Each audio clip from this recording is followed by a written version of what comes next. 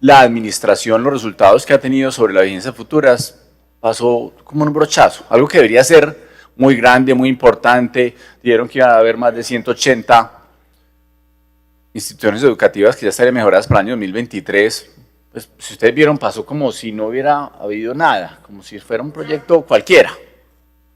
Y eso demuestra claramente la incompetencia y las formas de esta administración. Entonces vamos a hacer un recuento que, como muy bien lo dijo el concejal citante, el 18 de julio tendremos un debate sobre infraestructura, mostrando todos los temas de infraestructura de la administración, que incluye evidentemente los temas de infraestructura educativa, además de otros, pero muchos hallazgos de los que hemos tenido en estos meses de la, digamos, ejecución, desde la aprobación de las vigencias futuras. Comienzo entonces, y esta es una corta presentación, mirando algunos temas que creemos de mucha relevancia. Siguiente, por favor. Aquí nos han venido a vender un discurso de salvación, que es que no invertían nada durante toda la historia en vigencias futuras, entonces tuvo que haber vigencias futuras para salvar el problema de la infraestructura educativa. Y eso es completamente falso.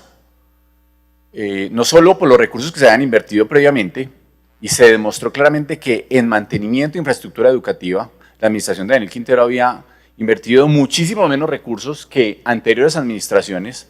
Eso es en pesos corrientes, ni siquiera en pesos constantes. Es decir, a pesar de que había más plata para la educación, los presupuestos eran más amplios, la plata que se le había venido invirtiendo en los años 2020, 2021 y 2022 era menos en pesos, reitero, corrientes, ni siquiera constantes, la brecha es mucho mayor que lo que se venía invirtiendo previamente. Entonces salió aquí, entre otras porque la propuesta de vigencias futuras se la dimos nosotros en diferentes debates a la anterior secretaria de Educación para que, hombre, invirtieran algún día plata en la infraestructura educativa. Dijimos, hombre, una de las alternativas que se podía utilizar, dijimos varias, era utilice vigencias futuras, y era imposible, después de proponerle eso a la administración, cuando se vino a presentar el proyecto de acuerdo, no apoyarlo. No solo por las comunidades que lo necesitaban, sino que había sido inclusive ideas, propuestas que habíamos hecho en los diferentes debates, porque aquí hacemos oposición con propuestas. Claro, denunciamos la corrupción, hacemos propuestas concretas para solucionar muchos de los problemas de Medellín, con una oposición pedagógica como lo hemos venido haciendo. Y aquí entonces después vienen a decirnos, es que vea, salvamos pues nosotros porque, claro, pues uno con 330 mil millones de pesos, 319 mil millones de pesos, corrijo, para invertir en infraestructura educativa, después de esas propuestas, pues evidentemente iba a invertir más que todo el mundo. Entonces es claro que nos vinieron pues a decir somos los salvadores, cuando evidentemente pudieron haberlo hecho desde hace muchísimo tiempo que se venía proponiendo, después de la mínima inversión y cuando los colegios están caidísimos, pues tanto que le cayó a los niños sobre su cabeza un techo. A eso llegamos. A eso llegamos. Entonces vienen pues aquí los salvadores pues con las vigencias futuras. Las vigencias futuras son un paño de agua, no vamos a ir tibia, es un paño bastante importante frente a una problemática profunda, pero bastante atrasada. Nos metieron en el problema para después venir a ser los salvadores, que es la moda ahora. La moda ahora en la política es que los gobernantes vienen a decir yo salvo después de que hacen el daño. Entonces yo soy el salvador después de haber hecho el daño. Pero bueno, esa incompetencia y esa desadministración terminan teniendo como consecuencia esa aprobación de las vigencias futuras. Vamos a la siguiente.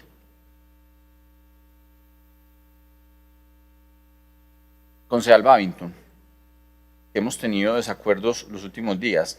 Yo le reconozco a usted que usted votó positivamente una enmienda que propusimos durante el debate de vigencias futuras en este Consejo Municipal y que la administración y los concejales del gobierno no quisieron aceptar. Y es que por transparencia no se hicieran los recursos de vigencias futuras a través de contratos interadministrativos. ¿Por qué pedimos eso? Porque sabemos cómo funcionan los contratos interadministrativos y ha sido, que no es usanza únicamente de este gobierno, eso ha existido toda la vida, pero este gobierno ha habido un abuso y una clara dirección de los recursos públicos, de los ciudadanos de Medellín, para irse a entidades descentralizadas de la administración de Medellín, que se caracterizan por dos temas fundamentales. Uno es perder una gran cantidad de plata, perder en burocracias, porque lo que se hacen es, se entregan esos recursos para que los administren y por esa administración se cobra un porcentaje.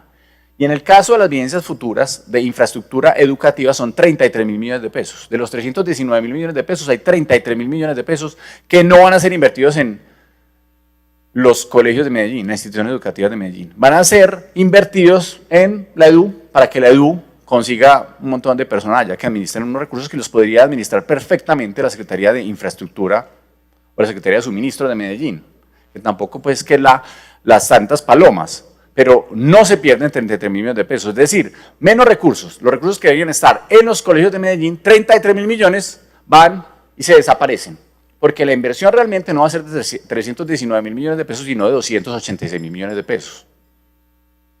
Eso es lo que significan los contratos interadministrativos. Se pierde una gran tajada de los recursos públicos que deberían ser invertidos en las obras de infraestructura, cualquiera que sean un programa social, se van a los bolsillos de unas entidades descentralizadas que se vuelven unos agüeros negros donde se van los recursos de Medellín. Porque ese es el otro gran problema de los contratos interadministrativos, que la plata de los contratos interadministrativos se va a unas formas contractuales que se brincan todas las normas de contratación, toda la transparencia, se van a contratistas no idóneos, se van a contratistas bastante cuestionables y su ejecución es bastante mala. Entonces nos dicen que es que para solucionar, que es que por el afán necesitamos hacer contratos interadministrativos, pues que entre otras veamos ahorita veremos cuál es el estado actual de la ejecución de estas vigencias futuras. Pero 33 millones de pesos solo en materia de infraestructura educativa se fueron en una gran cantidad de gastos entre administrativos, todo lo que, es decir, ustedes ven pues los gastos aquí, los presentamos detalladamente, no voy a entrar en eso, estamos viendo un recuento de muchos de los hallazgos, se pierden y no están siendo invertidos en los colegios de Medellín. 33.000 millones, ¿sabe cuántos colegios se podrían haber arreglado, mejorado con esos 33.000 millones? Haga la suma. Y en vez de entregarlos como irresponsablemente hicieron todas las secretarías, porque además fue la Secretaría de Salud que lo hizo con las obras de Metrosalud, el INDER que se los entregó a Metroparques, esos fueron las vigencias futuras, total de 386.000, bueno, casi 500.000 millones de pesos que hubo de vigencias futuras. Buen comienzo, un tema interesante que ahorita, que anunciaremos los próximos días sobre las vigencias futuras que se aprobaron en este Consejo sobre buen comienzo.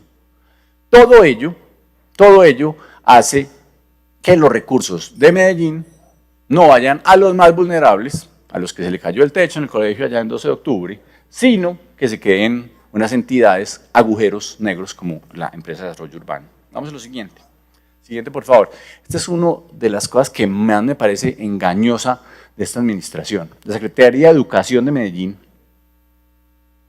pidió vigencias futuras para las instituciones educativas. Aquí el año pasado, hace casi un año, fueron esas vigencias futuras y se demoró, después de que se aprobaron acá, 2 meses yendo a las instituciones educativas a hacer un diagnóstico de las mismas. Es decir, pidió los recursos públicos, pidió recursos de vigencias futuras sin saber el estado de los colegios. ¿Qué hizo entonces? Después acomodó los montos. No fue al revés, no fue que tenía unas necesidades que las conocía y pidió los recursos, sino que pidió los recursos y ya teniendo esa bolsa, además de los 33.000 que ya perdió, arranque pues a dividir esa plata en los colegios. Entonces no va a ser suficiente. ¿Por qué? Porque no partió de un diagnóstico, sino que el diagnóstico se hizo después de pedir la plata. Y entre otras eso fue parte del retraso. ¿Por qué no se empezó la ejecución inmediatamente de las vigencias futuras? Porque la administración, la Secretaría de Educación se demoró 2 meses y yendo a todos los colegios a ver cuáles eran los problemas que tenía. Y entonces le tocó repartir esa bolsa, ya de 286.000 millones, en cada una de las instituciones educativas. Un engaño a Medellín, de la forma como pidieron las vigencias futuras. Un engaño de unos que se suponen técnicos y conocedores de los temas. No, tuvieron que salir después a hacer ese diagnóstico. Entonces plata seguramente va a ser insuficiente.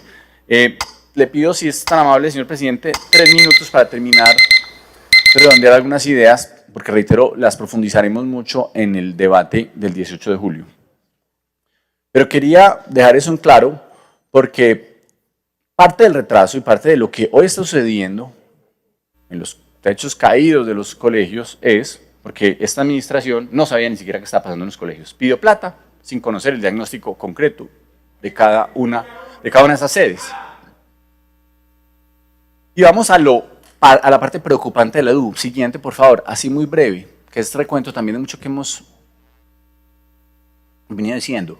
La EDU, la empresa de desarrollo urbano, es una de las empresas donde, además de recibir más recursos de Medellín, y recibe más o menos, solo en contratos interministrativos, entre 250 a 300 mil millones de pesos, que es más que el presupuesto de la gran mayoría de municipios de Antioquia, solo para entender eso, que habrá 4 o 5 municipios que tendrán ese presupuesto superior, pare de contar, y el resto de los municipios de Antioquia ninguno tiene eso. O sea, son municipios más altos que los de Sabaneta, por ejemplo.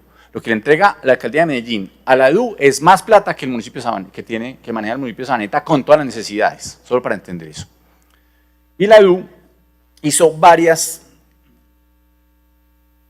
reformas internas y varios problemas de ejecución que tiene enormes que abren la puerta a la corrupción, y vamos a abrirlos, vamos a contarlos aquí brevemente. Primero, cambiaron el estatuto contractual para las invitaciones privadas. Las invitaciones privadas antes iban, invitaciones privadas simplemente la EDU invita a 3 oferentes, que les dé la gana, entre otras cosas. Al gerente invitar a 3 que le dé la gana, porque se presentan, todo el mundo presenta que quiere presentarse, cualquiera puede hacerlo, pero el gerente escoge a los 3 que le venga en gana definir. Pero esos montos, que antes iban de hasta 500 salarios mínimos para hacer invitaciones privadas, es decir, y de ahí en adelante tenían que ser invitaciones públicas, ahí sí, todo el mundo tenía derecho a participar.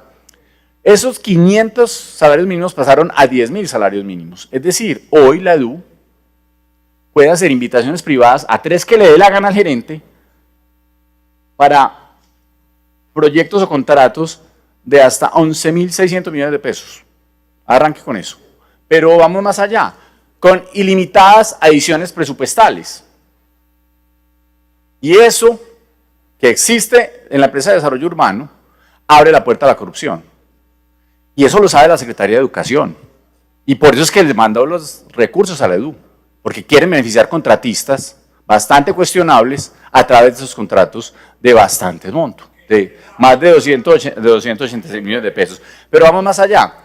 La EDU, y ya esto lo presentamos en detalle, está haciendo montos contractuales, hace un paquete, y ustedes pueden ver diferentes ejemplos que hemos puesto, hace un paquete que, por ejemplo, el presupuesto está en 15, 16 mil millones de pesos, que va por encima de lo que debería ser una invitación privada, que debería ser una invitación pública, y la hace por menos de los 10.000 salarios mínimos. Entonces la hace por 9.500 millones de pesos.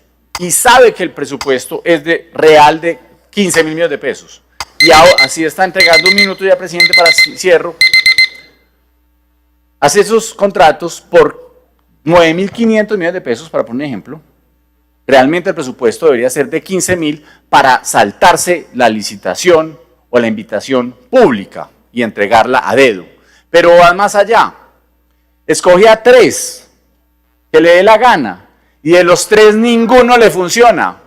Y por eso tiene que entregar a través de procesos, un tema que llama la contratación ordinaria de la EDU, la entrega a dedo porque declara desierto esos procesos. Entonces la EDU, de los 3, de muchos que se presentan, escoge los 3 que le da la gana y ninguno de los 3 le sirve. Y después entonces lo puede entregar a dedo, para que de pronto se entere, señor secretario, de lo que está sucediendo. Hay 4 procesos desiertos, 4 de 19 que ha habido, de 17 corridos que ha habido, hay 4 que han sido declarados desiertos, de esa manera, que suman entre los 4, 28.000 millones de pesos, 29.000 millones de pesos. Y veamos los problemas de ejecución ya pronto. Hasta ahora solo se han licitado 142 de las 182 instituciones educativas.